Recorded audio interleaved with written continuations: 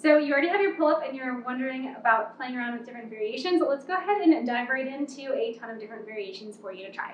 So first we're just going to go over the standard pull-up. So Steve is going to show you two different variations. So one, you can have more of a little bit of an arch in the back, and that's going to bias the back. So you're getting your chest to the bar. And then the other one is more of a standard straight body one, where you're keeping your ribs down. This is going to get a little bit more core engagement as well.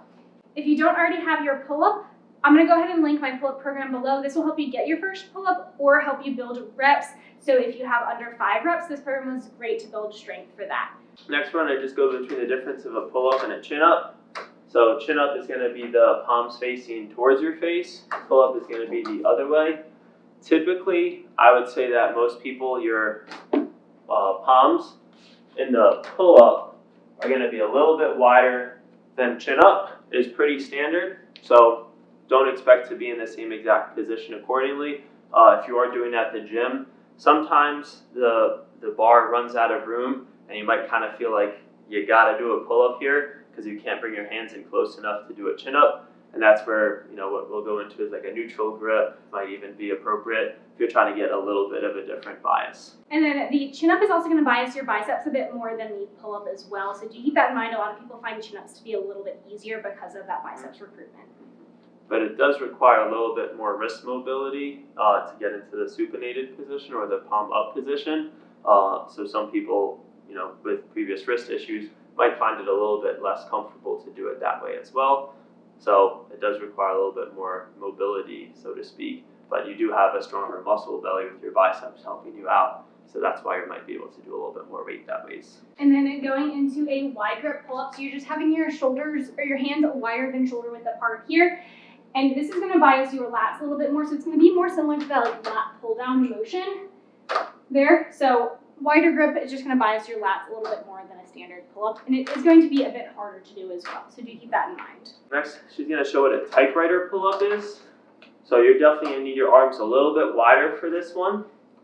So pretty much imagine almost somewhere around a wide grip pull-up, and then it's really just what you're doing at the top of the motion, where you just kind of spread out a little bit more. She uses these a little bit more than me, so I'll let her kind of explain some cues real quick that she prefers to use as she's doing them. Yeah, so it's standard wide grip pull-up, and then you're really just working that lockout strength. So you're pulling with this side, and most of your weight's on this side, although you're pushing it down on the side that's straight as well. So you're really partly unweighting, partly still using it. So you want to make sure the shoulder stays down as you do that, and you're not rounding up that way. So both shoulders are staying down as you switch. I've seen people go here to one side and back down, and then to the other side and back down. Or you can do what I just did, is going side to side and then coming down. Depends on kind of what you want to work, how many pull-ups you want to do, etc. so forth. And then next we're going to talk about the L-sit pull-up. So this is just basically having your legs straight out in front of you, which requires a little bit more core strength, and it also changes the demands on your lats, which is, I think, is the most interesting thing about it. So a lot of times that initial engagement of the shoulders are going to be more challenging because your lats actually attach to your pelvis, so they're more stretched and less in an optimal position. So do keep that in mind as you're doing L-sit pull-ups. It's not just the core and the leg strength, it is also the change of the pull of the lats too. And that's why you'll see a very common thing when you're going to do a standard pull-up is to actually arch your back first as you're trying to do it, if you don't have the strength yet, or if it's just a normal pattern, because your body wants to get it in a more successful or easy position for it to operate, and that's something you're definitely fighting against here as well. It is a different, pretty much center of mass for your body as well, which makes it a little bit more challenging the first few times you do it, just purely based off of that. Yeah. Next, Laura's going to demonstrate a ring pull-up. Personal opinion here, I don't use these as much, but one of the good values of this is the ability to rotate your arm. It really helps with that torsional strength as well. Obviously, there's some demands on your body from a stability standpoint. So in our previous pull-up video, we talked a little bit about instability of maybe one side potentially causing it to create asymmetries. It will definitely show a lot more with this. So if you're struggling trying to find out, hey, am I really pulling evenly? This is going to probably show it a little bit more, but also, even though that serves somewhat from a diagnostic standpoint, it also can kind of serve as a solution standpoint where it's real easy feedback to see and feel a little bit more on your own. from your gymnastics background? Any other thoughts on the ring pull-up specifically?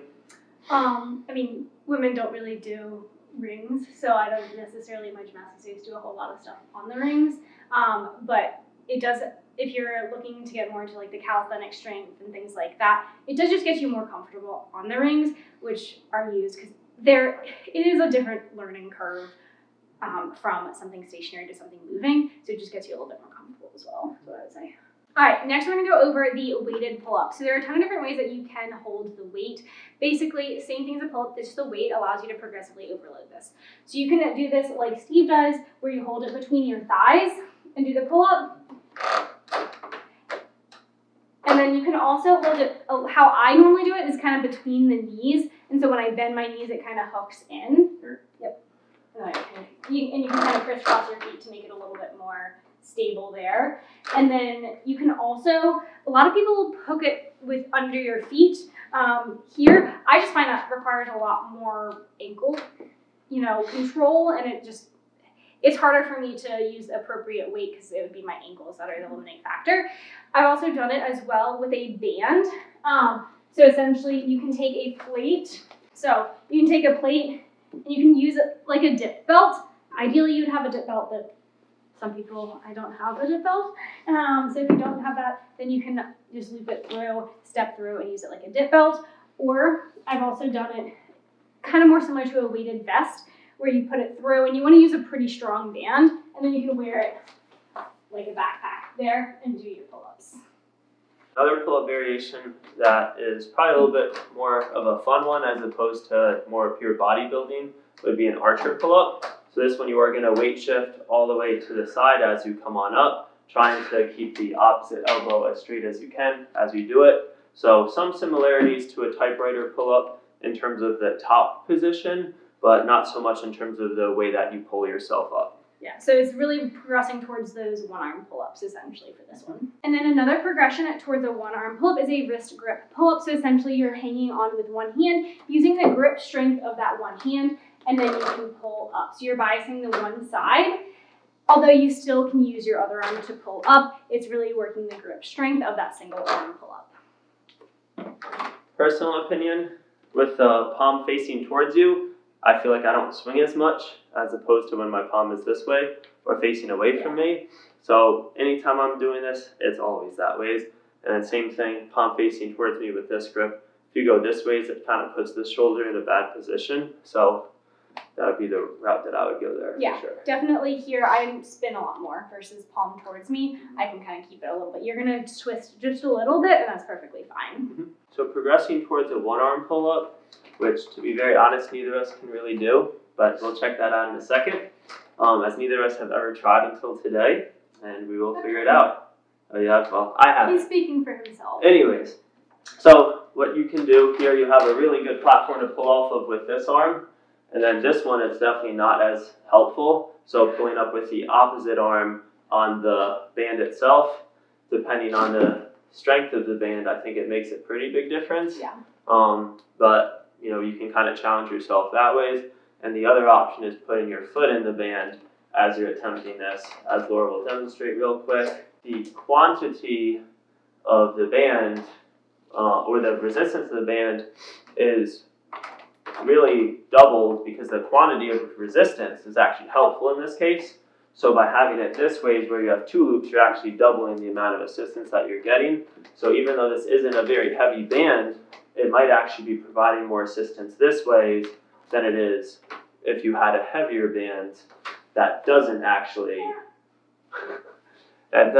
have the double loops in the hand, and you loop it over the top and you only get one band to help instead.